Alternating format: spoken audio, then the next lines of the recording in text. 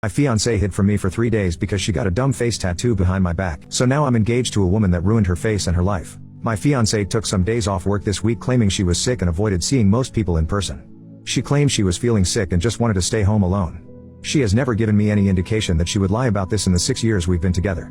No one in her family had any worries because she was a stable individual who would never do anything crazy, but I guess we were all wrong. She got a face tattoo, and she took 3 sick days from work to recover from the fact that she got a face tattoo. She told no one of this plan beforehand.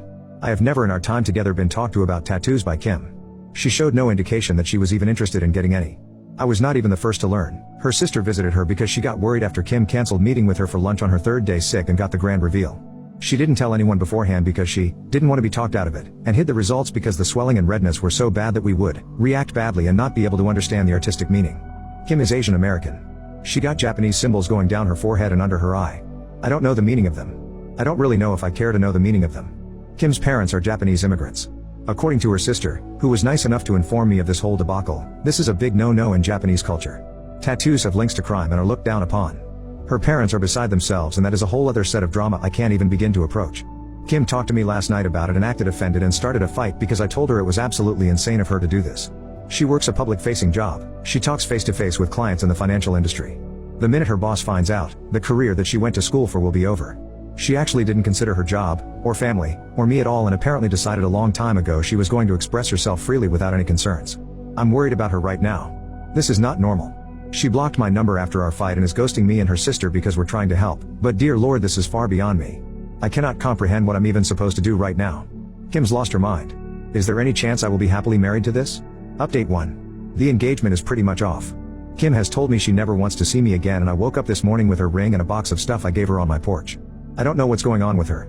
Her sister and family have been trying their best, but nothing on their end is working. I brought up to her sister the idea this is a mental breakdown and they're looking into getting her help. It's painfully slow, considering Kim is not responding to anything and is refusing to talk to anyone. To answer some questions, Kim is 29 and I'm 28.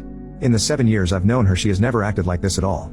She had a good relationship with her parents, and while they were a bit overbearing at times, they supported her in going to college and getting a career rather than starting a family. From what I've gathered, they probably would have been fine with any tattoo she got as long as it was not on her face, neck, or hands. Even then, this kind of behavior is as far from Kim as I could have imagined.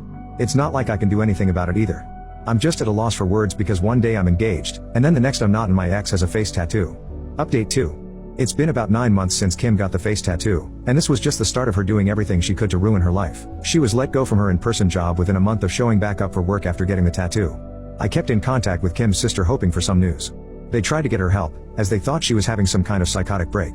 However, she eventually called the police on her own family claiming they were harassing her. After that I decided to just walk away. Kim didn't just destroy her own life. When she broke up with me I felt numb. I knew this wasn't Kim doing this. I wanted to believe deep down that Kim was always like this. Always this impulsive crazy person who would ruin her life by getting a face tattoo. I tried to convince myself that I had not lost a wonderful woman who I had spent 7 years of my life with. However, the person who made these choices was not Kim. The woman who told me over the phone she hated my guts for not supporting her. The woman who wrote she hated me and only ever stayed with me out of pity. That was not the woman I asked to marry, and that was not Kim. That was someone, who I came to find out, was having a mental breakdown. That resulted in months of bad decisions that will affect the rest of her life. The day I walked away and told her sister I could not deal with it anymore was the worst day of my life, and it hit me like a train. The numbness and denial of what I lost hit me all at once. I almost quit my own job and moved back home to my parents. I can only thank my boss for being so understanding that she let me take 4 weeks off to deal with what happened. She and the rest of my team went far beyond what should ever be expected of coworkers and management. It makes me realize how close I was to leaving a job I actually enjoy. I never moved on from Kim, but I came to accept what had happened. I thought I was okay until 2 weeks ago when I got a call from Kim. She had blocked my number and done everything she could to remove me from her life. My mind just blanked when I saw it was her calling. I picked up and it was actually her. We decided she would come over to my place and we talked. The tattoo is still there, but she's covering it up now with makeup. She says when she has the funds she's going to look into getting it removed if possible. She had lost a lot of weight since I last saw her. She's not been able to find a new job. She'll probably need to move to a new city for that. She wasn't the Kim I had fallen in love with. She was like a shell of her, something just wasn't there anymore that used to be. Kim told me what had happened. The year leading up to the tattoo was awful for her. The stress of everything seemed to pile up more and more. I'll respect her, and keep much of what she told me secret. However, the thing that is important is that she secretly started doing speed to keep her performance up at work and to deal with everything. And one day, she just out of nowhere decided she hated everything about her life. She explained why at the time she wanted the tattoo. It doesn't really make much sense, but a lot of what she was thinking at the time didn't. And from there she just lost control of everything. I won't talk about what happened after she disappeared, but it is not pretty. There are things she did that will follow her for the rest of her life. It explained a lot, but it did not make things any better. We talked for nearly the entire night. She didn't leave my place till almost 4 in the morning. Since then she said that she wants to try and get back together with me. She admitted she knows things cannot be the same. Yet she wants to try.